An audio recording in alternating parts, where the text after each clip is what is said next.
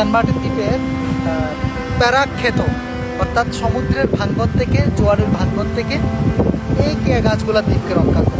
কক্সবাজার সদরের জিলংজাই সড়ক দুর্ঘটনায় প্রাণ হারিয়েছেন সেন্ট মার্টিন দ্বীপের জনপ্রিয় কন্টেন্ট ক্রিয়েটর ও তরুণ সমাজকর্মী আব্দুল মালেক। আজ দুপুরে জিলংজার পূর্ব মক্তারকুল ভাঙ্গা ব্রিজ এলাকায় সিএনজি ও ট্রাকের মুখোমুখি সংঘর্ষে ঘটনাস্থলেই গুরুতর আহত হন অন্তত 5 জন।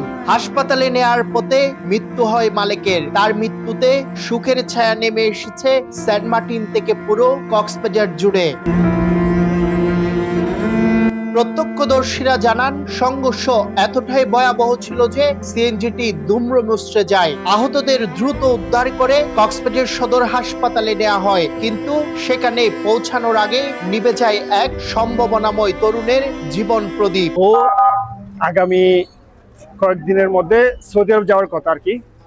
তো কক্সবাজার যে ট্রেনিং সেন্টার আছে, যারা বিদেশ যায় ওদের জন্য 3 দিনের একটা ট্রেনিং করতে হয় আর কি। আজকে শেষ ট্রেনিং এটা দিয়ে শেষ করে আপনার আমাদের এই জয়নালা যে ট্রেনিং সেন্টার আছে বিকেএসপির, ওটাতে শেষ করে সিএনজি নিয়ে ওরা আসতেছিল আর কি। আসার পথে আপনার বাংলা বাজারের ওইখানে এই আপনার সিএনজির সাথে ট্রাকের মুখোমুখি সংঘর্ষ হয় আর কি।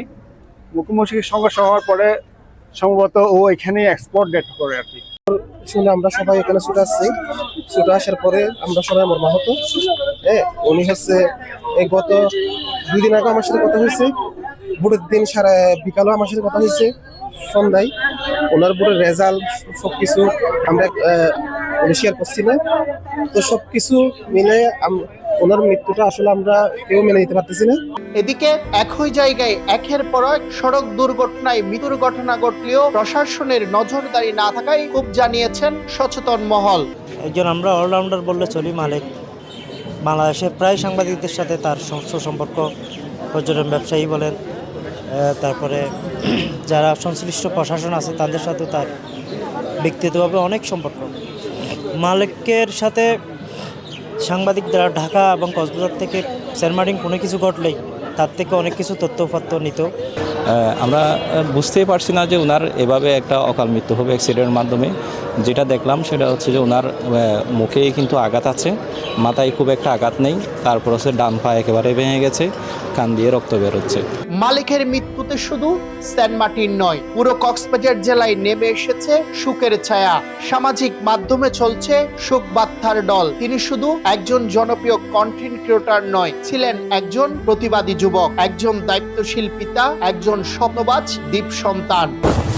ইয়াসিন আরাফাত, মোহনা টিভি, কক্সবাজার।